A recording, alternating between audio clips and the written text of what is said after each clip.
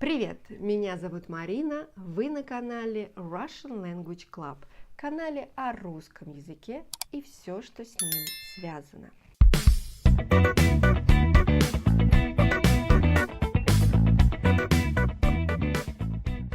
Это видео не о русском языке, но не переключайтесь. В этом видео мы погуляем по территории одной уникальной достопримечательности Москвы. Это не самое известное место в Москве, но это частичка Петербурга в столице России. Петровский путевой дворец. Этот дворец был построен в конце XVIII века по приказу Екатерины II. Дворец строил русский архитектор Матвей Казаков. Если вы уже были в Москве, то, может быть, этот дворец напоминает вам Царицыно. Все очень просто, потому что и Царицыно, и Петровский путевой дворец строил один архитектор – Матвей Казаков. И строили этот дворец в традициях русской романтической неоготики. Главная функция дворца – это место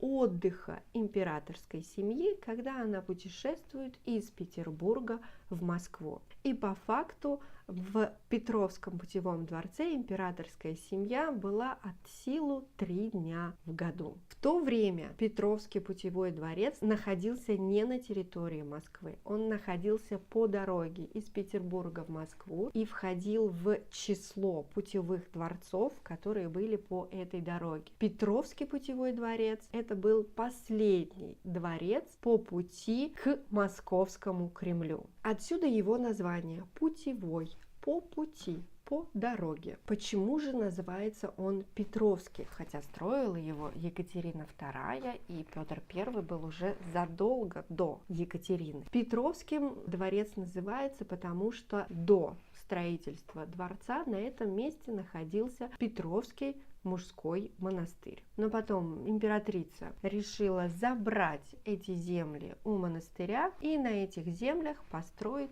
путевой дворец для себя, для своей свиты. Еще очень важный факт. Во время Отечественной войны 1812 года Наполеон Бонапарт убежал из Москвы из-за пожаров, и остановился он именно в Петровском путевом дворце. Именно из окон этого дворца он ждал, когда в Москве закончатся пожары и можно будет снова войти в Первопрестольную. Мы знаем, что Наполеон больше не вернулся в Москву, а уехал обратно по Смоленской дороге во Францию. Дворец еще до Наполеона уже был не в самом лучшем состоянии, а уже после Наполеона он был в плачевном состоянии. И восстановлен дворец был при императоре Николае I.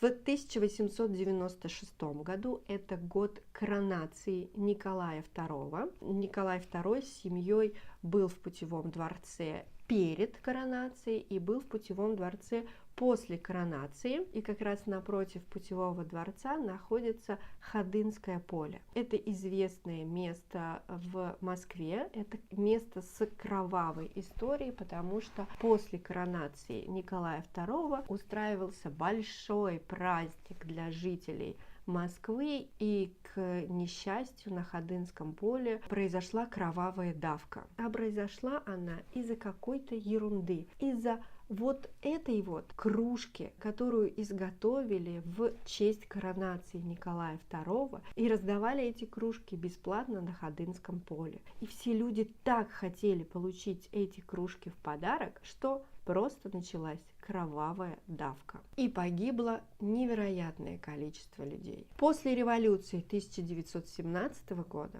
дворец переходил из рук в руки. Сначала во дворце располагался музей Красной авиации. Потом в музее находилась военно-воздушная академия. Кстати, Юрий Гагарин после полета в космос учился в военно-воздушной академии, когда она находилась во дворце. И многие известные российские ракетостроители, самолетостроители учились в этой академии, когда она находилась в стенах дворца. Например, Королёв, Туполев и так далее. В 1999 году памятник истории и архитектуры вернули городу, и сейчас он принадлежит мэрии Москвы. Очень долгий период дворец был закрыт, в нем проводили реконструкции и реконструировали дворец по планам, по схемам Матвея Казакова, то есть старались вернуть облик дворца